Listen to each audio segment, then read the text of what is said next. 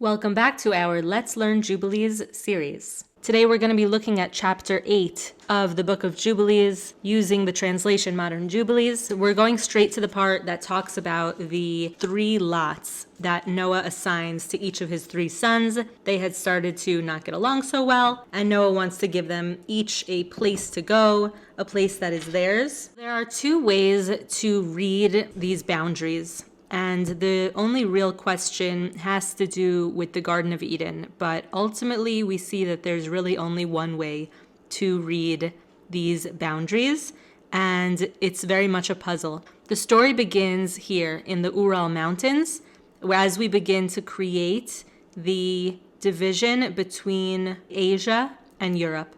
It's going from the Ural Mountains down to the Don River and down into this sea and into this body of water, and then everything above it is belonging to Japheth, and everything below it is belonging to Shem. And we're not getting yet to Ham's lot, which is in Africa, but not all of Africa. If we want to read inside, we would start with around verse 8, where it's talking about Peleg being born. Peleg is named Peleg because Pilug in Hebrew is division into factions, and this is when Noah had begun to divide the earth among his children.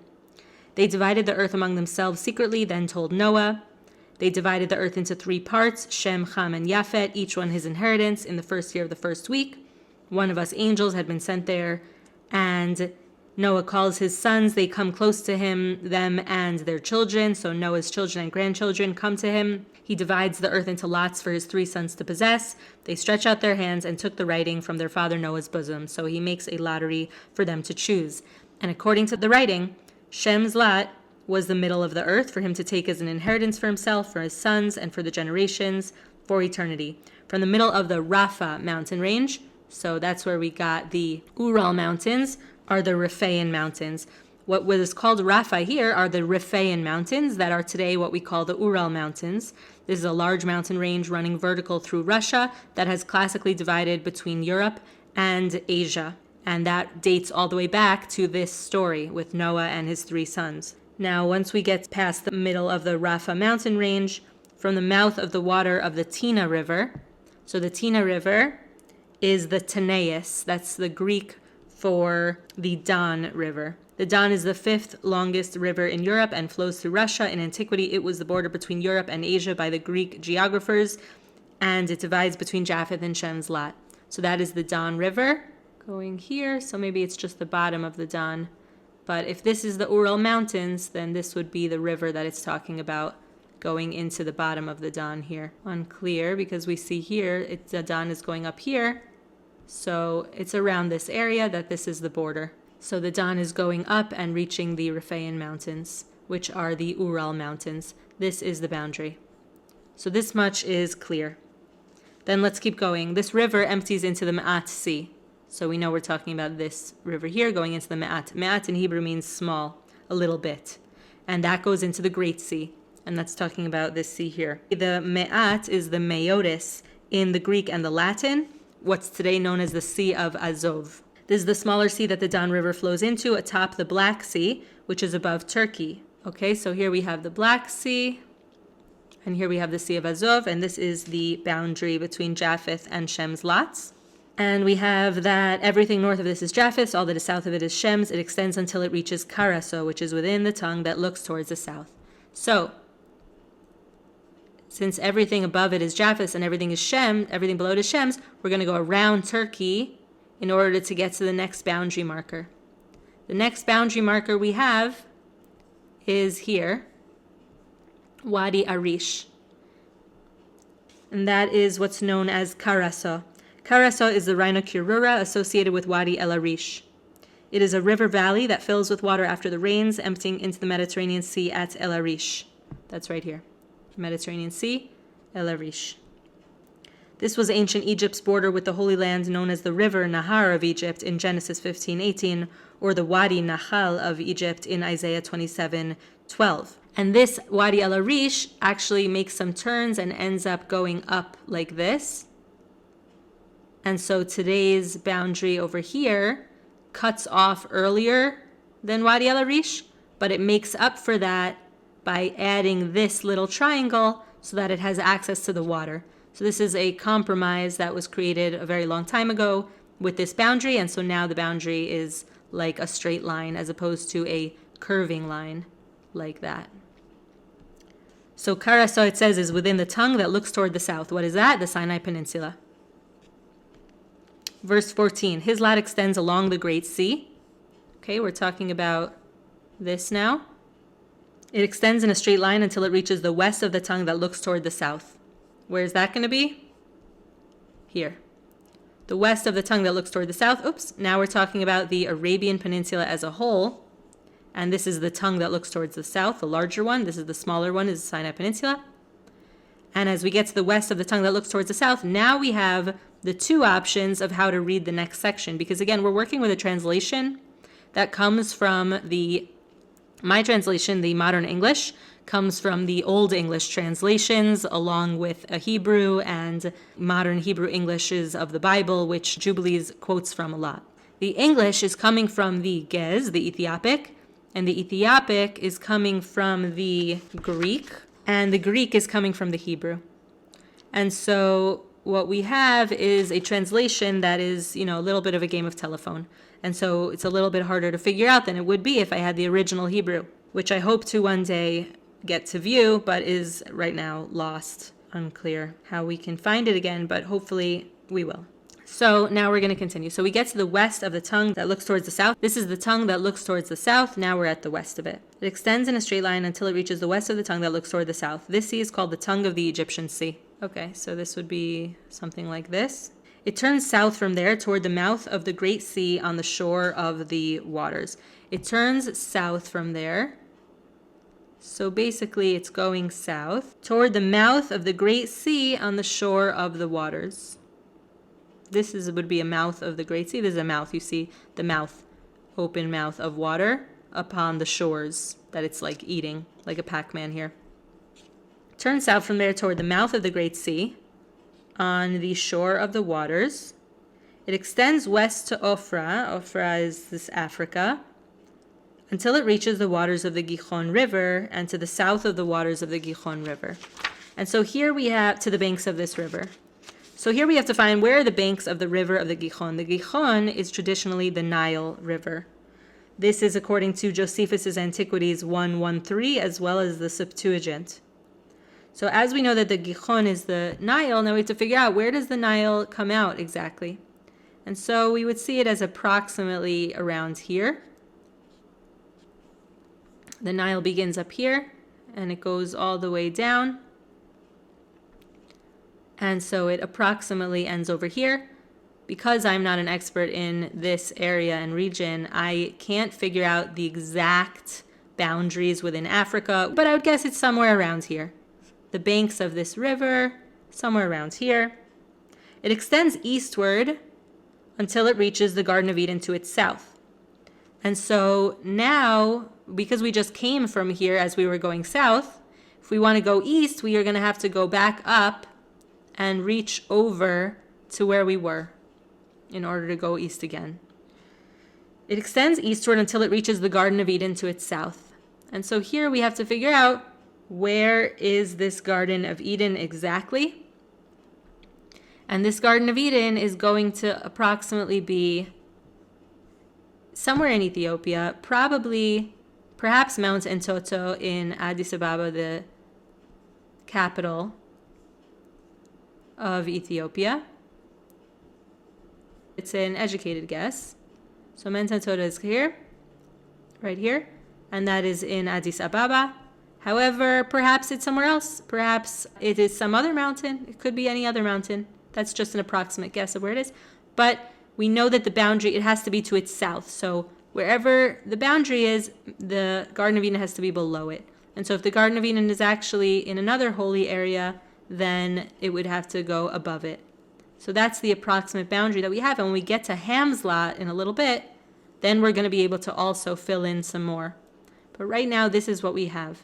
Now, I could read it another way, such that we're going south this way to the mouth of the Gihon River, and then we go east this way until Garden of Eden is to our south. That's why some people think Garden of Eden would be if we went all the way east Then to the south would be this area here, would be the Garden of Eden, which is what I've seen on YouTube, some people claiming.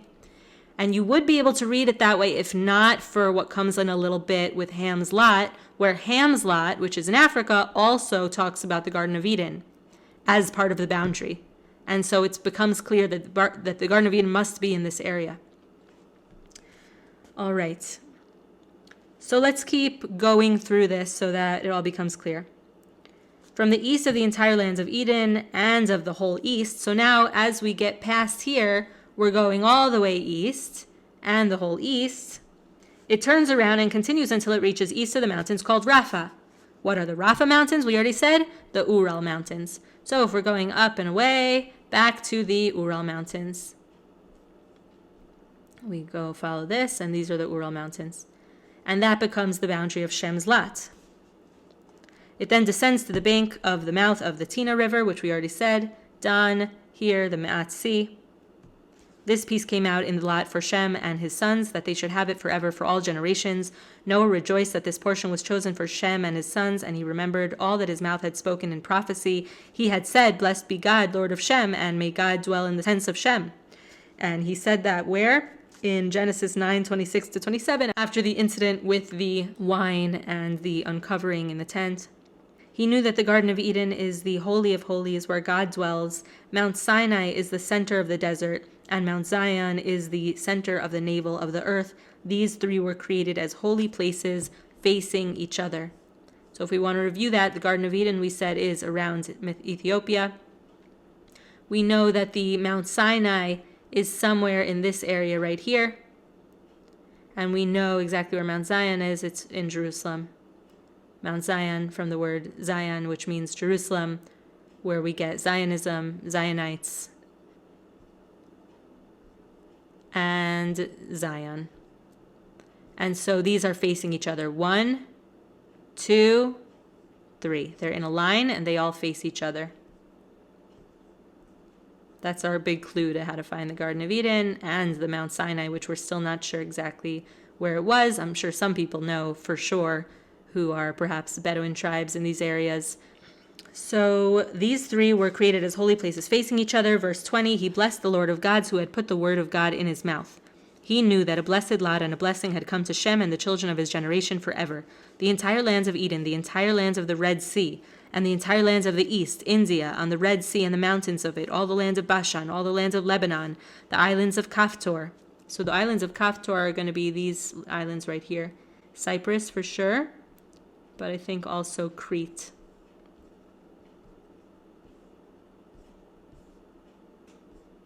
Sea of Crete, this is Crete. All right, Crete, there we go. All right, so we have Crete and Cyprus, and I would say that's the maximum of what it's talking about here when it talks about the islands of Kaftor. Kaftor is indeed Crete. The islands of Kaftor, the mountains of Senir, Amana, and Ashur in the north. All of this is written out in the Modern Jubilees footnotes. So Senir is the Hermon, the Amana is, and we know it's the Hermon from Deuteronomy 3:9. Amana is associated with the anti-Lebanon mountain range by the source of the Amana River, which flows through Damascus, situated in southern Syria. So all these areas are part of Shem's lot. Also, all the lands of Elam, Ashur, Bavel, Susa, Media, all the mountains of Arat, and the whole region beyond the sea, which is beyond the mountains of Ashur to the north, a blessed and prosperous land. All that is in it is very good. And this is all Iran, and Assyria, and Babylonia. All right, now we're going to go into the lot of Ham, or Ham, and that's how we know that the Garden of Eden is not in the Far East, but in fact here in Africa. Okay? The second lot was for Ham, beyond the Gihon River, beyond the Gihon toward the south, to the right of the garden. Okay, so we're, let's say, around here again. This is where we're starting now. It extends toward the south and to all the mountains of fire. And this is another important part of the exact boundary here. Supposedly there is some sort of range of volcanoes in this area, but I don't see exactly where they are, but I have seen that they are there. So there is a mountain range of volcanoes around here, and it extends south to all the mountains of fire. And so that would be Ham's Ham's mountains of fire. Okay, so it goes from above the Garden of Eden to the mountains of fire. It extends to the west to the Sea of Atil and goes further west until it reaches the Sea of Mizrak, that sea to which all not yet destroyed descends. So it's saying it is going west from wherever the Gihon River is reaching here and the mountains of fire are reaching here. It's going westward, and so we're going to read that as going south, essentially, south to the west, southwest, to go towards the Atlantic, the Sea of Atil, and goes further west until it reaches the Sea of Mizrak. Mizrak literally means that which throws, and machuk, which it is in the Gez, is wiped out or erased. So it's either machuk or Mizrak in different translations, and either way, it's talking about a very, very deep part of water, the sea that if anything falls into it, it perishes. This is the deeper part of the Atlantic Ocean. It continues north to the borders of Gadir. It goes all the way north to the border of Gadir. What is Gadir? Gadir is the slim piece of land that is Cadiz, Andalusia, Spain. And that is right here. Cadiz, this area here. Tangier. We're talking about Gadir. This is the area that it's going to the tip of Africa. It continues to the coast of the sea waters, to the waters of the Great Sea, until it approaches the Gihon River. So it goes from there all the way to the Gihon River, which is right here, the top of the Nile River. So that's pretty simple. It continues to the coast of the sea waters, to the waters of the Great Sea, until it approaches the Gihon River. It goes along the Gihon River until it reaches to the right of the Garden of Eden. And so again, if the Gihon River is going to the right of the Garden of Eden, then the Garden of Eden cannot be in the Far East, but is in fact in this area of Ethiopia within Africa. It goes along the Gihon River until it reaches to the right of the Garden of Eden. This is the land that is Ham's lot, that he will keep for himself and the children of his generations forever. And so that must belong to the Africans and the African people. There can't be, unless they agree to it, Islamic colonialism, which has moved in Arabs who are from the family of Shem, into Africa. And there are a lot of wars right now in Africa between Shemites and Hamites. And so these are the boundaries. Basically, this area should be full of Shemites and not Hamites, but everything outside of that area, the Horn of Africa, should be Hamites and not Shemites. Now, because these are such ancient borders, I don't think that the intention was necessarily forever, although they do say forever a lot here, huh? This is the land that is Ham's lot, that he will keep for himself and the children of his generations forever. So yeah, it does seem that it's forever. They can adopt Islam, for example, as a religion, but if there are wars between Shemites and Hamites in Africa, then this area here should belong to Shemites, but no other area. All other areas in Africa should really belong to Hamites, which of course includes South Africa and all the sad issues going on there. That really has a lot of issues. But yes, this should be ruled by Hamites, and this should be ruled by Shemites. All right, for Japheth, there's a third lot. Now we're just going to go through Japheth's lot, which is basically everything else that we have here, including the very cold areas. For Japheth, there is a third lot beyond the Tina River to the north of the exit of its waters, which is here in the Ma'at Sea. To the north of that, it extends to the northeast to the whole region of Gog and to the country east of it. Basically, the cold areas belong to Japheth, all of them. Beyond the Tina River to the north of the exit of its waters, so to the north of this Ural mountain range, you have going northeast to the whole region of Gog. So basically Russia, the area of Russia, and to the country east of it, which might imply Alaska right there, the country east of it. So this is the North America right here that it's alluding to. This is the only allusion I saw to the Americas right here, but that's what it's saying. It's saying It extends to the northeast to the whole region of Gog, meaning Russia, and to the country east of it. Okay? It extends northward to the north. It extends to the mountains of Celt to the north. What are the Celt? We know Celt would be the Celtic mountains in Ireland. So now we come around. And toward the Sea of Mizrach. And we know about Mizrach, that is the Atlantic. That is the deep part of the Atlantic. It goes on to east of Gadir. Now it's coming back to Gadir. If we recall, this is this area right here. So it's going all the way around to here, as far as the region of the waters of the sea. It extends until it reaches the west of Farah. Farah, Charles says, is Africa.